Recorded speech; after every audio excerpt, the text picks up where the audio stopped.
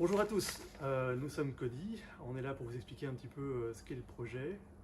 On a reçu pas mal de questions au fil des 2 dernières années et on les a compilées dans une liste de questions qu'on va essayer de répondre maintenant. On va commencer d'abord par se présenter peut-être. Donc je suis Sébastien Balieu, le CEO et le cofondateur de Cody. Je m'occupe essentiellement du marketing et de la vente. Et je vous présente mes deux associés. Je suis Didier Boulevin et je gère tout ce qui est produit, donc les jeux, les expériences et les déploiements dans les villes. Moi, c'est Stéphane Dreux, je suis vraiment la partie technique, donc le développement de l'application mobile de notre studio qui nous aide au déploiement et de l'infrastructure. Donc la première question qu'on a souvent, c'est en quoi consiste Cody. Cody, en fait, ce sont des escape games dits urbains, ce sont des aventures qu'on va vivre dans la ville. Ça se joue sur un smartphone en équipe de 6 personnes. Et le jeu consiste à résoudre des énigmes basées sur le scénario ou sur des bâtiments et monuments que l'on va trouver dans la ville. Didier, quel genre d'aventure peut-on vivre à travers Cody? Donc on a différents thèmes et scénarios qui s'adressent aussi à différents publics. On a par exemple un escape game urbain sur le thème des zombies, on a une investigation policière, on a une enquête médiévale, on a encore d'autres scénarios. Donc le but c'est d'avoir vraiment une variété pour pouvoir s'adresser justement à des publics plus jeunes ou adultes ou aussi par exemple en team building entre collègues. En quoi découvre-t-on la ville lors d'une aventure Cody? Donc le principe c'est que Cody c'est un peu une raison de se balader puisque l'application nous envoie à différents endroits de la ville dans des lieux qui correspondent à l'histoire. Donc on va rencontrer des personnages virtuels qui vont nous poser des questions, des énigmes pour lesquelles il faudra observer les alentours, les bâtiments, les monuments pour pouvoir trouver les indices nécessaires pour résoudre les énigmes et du coup progresser dans l'aventure et dans l'enquête. Alors Didier, dans combien de villes on est présent? Aujourd'hui, en octobre 2021, on est présent dans une cinquantaine de villes, donc principalement en Belgique et un peu partout en France, de façon un peu plus anecdotique au Luxembourg, Portugal et Suisse. À savoir que donc dans une cinquantaine de villes, mais on a plusieurs jeux dans chaque ville, donc au total, aujourd'hui, on a à peu près 120 expériences possibles. Et il faut savoir que chacune de ces expériences est vraiment, on parle de déploiement de scénarios, mais chaque expérience est vraiment customisée, faite sur mesure pour sur la ville, puisque les lieux sont adaptés à l'histoire et on ajoute toujours des énigmes d'observation qui fait qu'on est vraiment immergé dans le scénario, mais aussi dans la ville et que ces deux éléments sont vraiment toujours connectés et très fort liés. Comment démarre-t-on une partie Cody? Alors, il n'y a rien de plus simple en fait. Donc, les gens se rendent sur notre site internet, ils réservent une expérience et ils reçoivent par email un code d'accès et avec les informations générales sur la partie qu'ils vont faire et sur le lieu de rendez-vous de l'équipe. Ils vont sur le store avec leur smartphone pour télécharger l'application Cody. Et une fois qu'ils veulent jouer l'expérience, ils se rendent sur place, ils démarrent l'application Cody, ils encodent leur code d'accès et ils sont guidés ensuite par le téléphone. Donc, combien coûtent les jeux Cody? Les jeux Cody coûtent 39,99 € pour une équipe jusque 6 joueurs. Et ces codes sont valables 1 an. Comment est constituée l'équipe Cody? Donc aujourd'hui, l'équipe Cody, c'est 6 personnes, donc nous trois, les associés fondateurs. Et sinon, on a encore Estelle qui gère toute la partie communication, on a Romain qui est développeur, et on a Paul qui travaille aussi au déploiement des jeux et des énigmes. Donc une autre question qu'on a aussi souvent, c'est est-ce que vous vous rendez sur place pour concevoir les jeux? Alors malheureusement, ce serait très compliqué pour nous de devoir nous rendre partout où on veut déployer des jeux. Donc là, on a décidé d'utiliser la technologie pour nous aider. Et donc, on est en train de construire des bots qui vont nous aider à construire des jeux, qui nous aident à construire des jeux.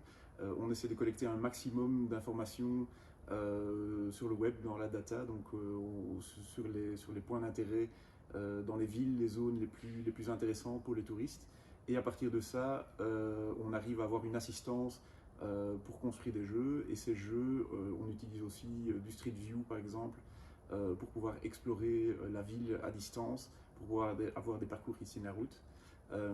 Derrière, pour pouvoir personnaliser un maximum l'expérience, avoir quelque chose vraiment lié à la ville, Paul passe sur les jeux pour créer des énigmes personnalisées. Donc sur base d'observation des bâtiments. Donc à nouveau, avec l'exploration virtuelle, il peut arriver à identifier des énigmes.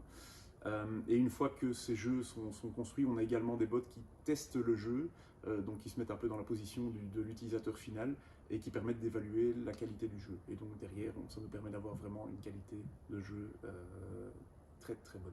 La note moyenne sur tous nos jeux est de 4.3 sur 5, donc c'est quand même un score qui est vraiment très très bon. Et en plus de ça, quelques jours plus tard, on envoie un questionnaire NPS, donc Net Promoter Score, pour voir à quel point nos clients recommanderaient Kodi pour proposeraient à quelqu'un de refaire une aventure Kodi.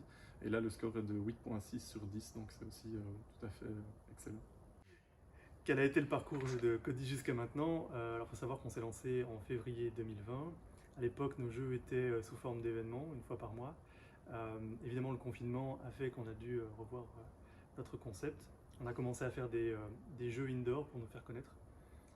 Et puis, très vite, en juin 2020, on a reçu un gros engouement de la part des premiers utilisateurs, ce qui nous a conforté dans l'idée de faire beaucoup plus de jeux durant juillet et août.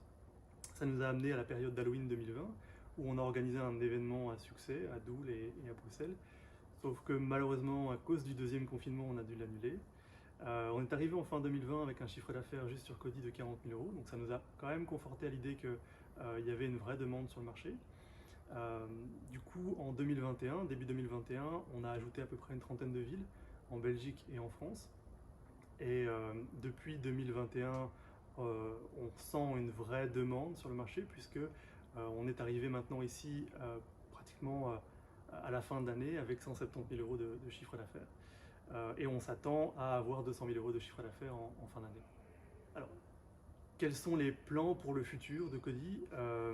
Premièrement, on va continuer le déploiement de nos jeux en Belgique et en France, mais on va aussi, dès 2022, attaquer les marchés italiens et espagnols. Nous espérons également que pour la fin 2023, on ait couvert l'entièreté de l'Europe, en tout cas toutes les villes principales. Et d'ici 5 ans, on espère devenir, en tout cas c'est ce qu'on vise, devenir un acteur mondial.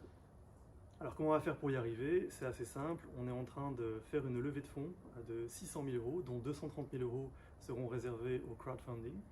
Nous avons aujourd'hui quelques investisseurs privés et publics qui sont prêts à nous suivre.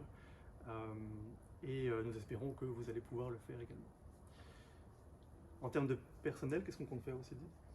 Mais donc le but pour accélérer, évidemment, c'est d'engager. Donc on veut engager 6 personnes pour déployer les jeux, c'est-à-dire les amener beaucoup plus loin, comme on l'a dit justement, en Italie, en Espagne et plus loin aussi, pour pouvoir couvrir un plus grand territoire, mais aussi pour pouvoir proposer des jeux, par exemple, plus loin dans l'hiver, puisqu'on sait qu'en Belgique, on est quand même vachement limité. Et alors on voudrait aussi avoir du renfort, notamment en sales et en marketing, pour pouvoir faire croître Kodi.